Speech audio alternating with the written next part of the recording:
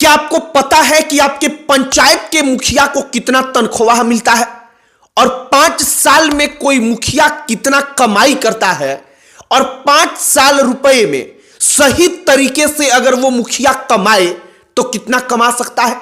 ये वो सवाल है जिसका जवाब अधिकांश लोगों को पता ही नहीं है। अगर जिनको पता है तो वो कभी यही नहीं सोचते कि आखिरकार जिस मुखिया की तनख्वाह इतनी कम है वो 5 साल में करोड़पति कैसे बन जाता है। हमने सोचा कि आज इन तमाम चीजों पर बातचीत किया जाए और जो ईडी का छापा जगह जगह पर पड़ रहा है, हमने सोचा कि एक वीडियो बनाकर कहा जाए कि हर व्यक्ति जो मुखिया होता है 5 साल उसका टर्म पूरा होता है तो हर मुखिया से ईडी की पूछताछ होनी चाहिए, क्योंकि हर मुखिया के बारे में हम कह सकते हैं कि वो संपत्ति उसकी तनख्वाह जितनी मिलती है उससे कई गुना ज्यादा बनाता है। हो सकता है कि एकाध अपवाद हो, तो जो मुखिया अपवाद हो, जो वाकई में ईमानदार हो, जो प्रतिनिधि वाकई में ईमानदारी से काम करते हो, उनको हम सैल्यूट भी करेंगे।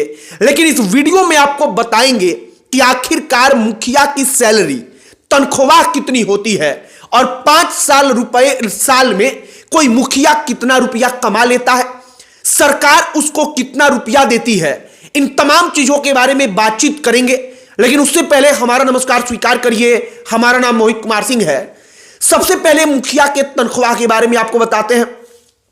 बिहार की सरकार 5,000 रुपया प्रति महीना मुखिया को तनख्वाह देती है। अगर इस हिसाब से आप देखेंगे कि 5,000 रुपया महीना तो 12 महीने का होता है 60,000 रुपया, मतलब कि एक साल में 60,000 रुपया तनख्वाह। अगर आप 5 साल का हिसाब जोड़ेंगे तो आपको पता चलेगा कि यह होता है 3 लाख रुपया। मतलब कि 5 साल में जो 60 महीना होता है उन 60 महीनों में 3 लाख रुपए का तनख्वाह किसी मुखिया को मिलता है। लेकिन आप सोचिए कि 5 साल में कोई मुखिया कहां से कहां पहुंच जाता है। जितना रुपया 5 साल में उसको तनख्वाह मिलता है उससे कई गुना ज्यादा महंगा तो उसके पास गाड़ी आ जाती है, उतना महंगा वो गाड़ी खरीद लेता है। अब सबसे पहले उप मुखिया के तनख्वाह के बारे में भी आपको हम बता देते हैं। उप मुखिया को आज की तारीख में 2500 रुपए सैलरी मिलती है। जो सरपंच होते हैं उनको भी 5,000 रुपया सैलरी और जो उप सरपंच होते हैं उनको 2500 रुपया सैलरी मिलती है।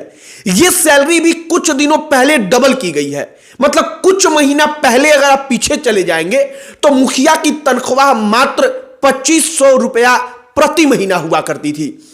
जो जनप्रतिनिधि हैं पंचायत स्तर के उनको 2500 1200 रुपए के हिसाब से तनख्वाह मिलता था, लेकिन कमाते वो करोड़ों में थे 5-5 साल में।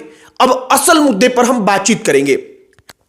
तेजस्वी यादव छपरा के एक खेत में उतरकर जाते हैं, वहां पर बातचीत कर रहे होते हैं। उसी दौरान महिला कहती है कि आवास के नाम पर मुखिया जो है वो 20,000 रुपया लिए हैं।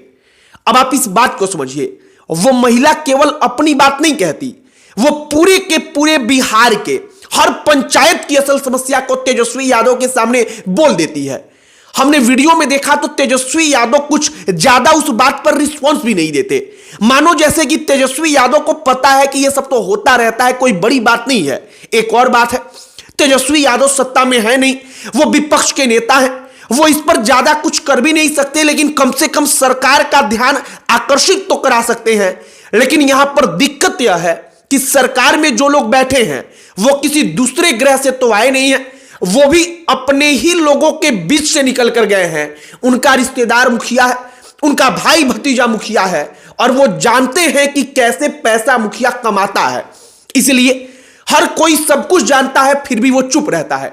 तो मुखिया का तनख्वाह उनकी कमाई का 10% भी नहीं होता। मतलब 5,000 रुपया महीना जो तनख्वाह होता है, अगर आप उसको एक साल जोड़ देंगे तो मात्र 60,000 होता है। 60,000 रुपए से कई गुना ज्यादा तो मुखिया की गाड़ी में पेट्रोल और डीजल जल जाता है। उसका खर्च निकलेगा कहां से? खर्च निकलता है आवास बांटना है। तो आवास किसे मिलेगा? इसके लिए 20,000, 25,000, 30,000 रुपया, जो हम आपको सच्चाई बता रहे हैं। तमाम आर्टिकल्स भी आपको मिल जाएंगे जो लोगों ने आरोप लगाए हैं। एक एक आवास जिसको देना होता है उसे वसूला जाता है। हम ऐसा भी नहीं कह रहे हैं कि मुखिया अकेले 30,000 रुपया आवास के नाम पर लेकर खा लेते हैं। बल्कि उसमें से भी कई सारे लोगों का हिस्सा बन जाता है। मसलन सरकारी अधिकारी, पदाधिकारी, इन तमाम लोगों तक पैसा पहुंचता है, यह एक सच्चाई है। लेकिन दिक्कत इसलिए मुखिया से है क्योंकि मुखिया तो जनप्रतिनिधि है। अगर कोई अधिकारी रिश्वत ले तो उसको इसके खिलाफ बोलना चाहिए था, लेकिन वो मुखिया भी माल कमाने के चक्कर में उसमें अपनी हिस्सेदारी खोज लेता है और वो लोगों से पैसा निकाल कर लेकर अधिकारियों तक पहुंचाता है। मतलब कहिए कि एक लिंक करने का दोनों को काम करता है। इसके बाद मान लीजिए कि उसके पंचायत में किसी सड़क का काम होना है, खड़ंजा जिसको ईंट से जो सड़क बनती है मान लीजिए वो करवाना है। अब उसमें कितना ईंट लगा, कौन सा ईंट लगा, मतलब सबसे बढ़िया वाला या उससे खराब वाला या सबसे खराब वाला, इन तमाम चीजों में जो पैसा इधर से उधर होता है, आप कहिए घपला करके पैसा बनाया जाता है। इन तमाम चीजों के बाद सरकारी योजना जो आम लोगों तक पहुंचनी चाहिए, उन सरकारी योजनाओं को पहुंचाने के लिए कई जगहों से ऐसी शिकायत मिलती है कि मुखिया रिश्वत ले रहा है, इसके जरिए कमाई होती है।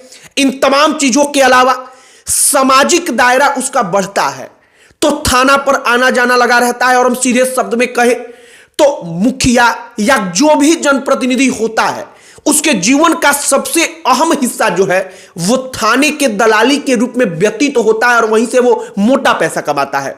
ये तमाम चीजें हम वो सच्चाई बता रहे हैं जो शायद कोई खुलकर ना कहे, लेकिन जानता हर कोई है। हमने सोचा कि एक बार तनख्वाह के बारे में बात किया जाए कि असल में इनको कितनी सैलरी मिलती है और 5 साल में ये कहां से कहां पहुंच जाते हैं।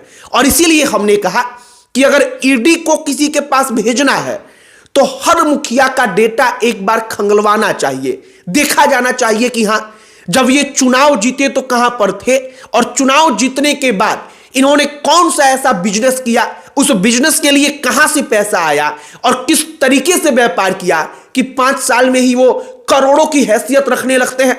उनका सामाजिक दायरा बढ़ता है तो पैसों की बरसात होने लगती है। ये वो जेन्युइन मुद्दा है कि अगर जनप्रतिनिधि पंचायत का जो है मुखिया, सरपंच अगर अपने आप में सुधार कर ले तो शायद ब्लॉक स्तर पर और जो पंचायत स्तर पर रिश्वतखोरी का खेल होता है वो 80% घट जाएगी।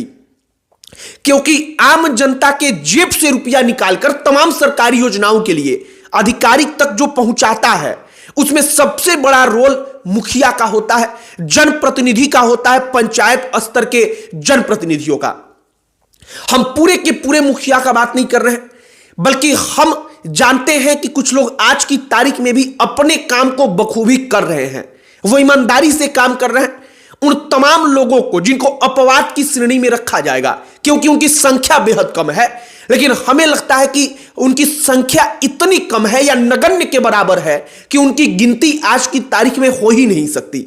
बाकी चारों तरफ आप नजर उठाकर देखिए, अपने पंचायत का हाल, बगल के पंचायत का हाल, आपको सच्चाई मालूम चल जाएगी। बाकी मुखिया की तनख्वाह कितनी होती है, 5 साल में वो कितना कमाई कर लेते हैं, हमने आपको डेटा बताया, आंकड़ा बताया। आपकी इन तमाम चीजों पर क्या प्रतिक्रिया है कमेंट बॉक्स में लिखकर बताइएगा।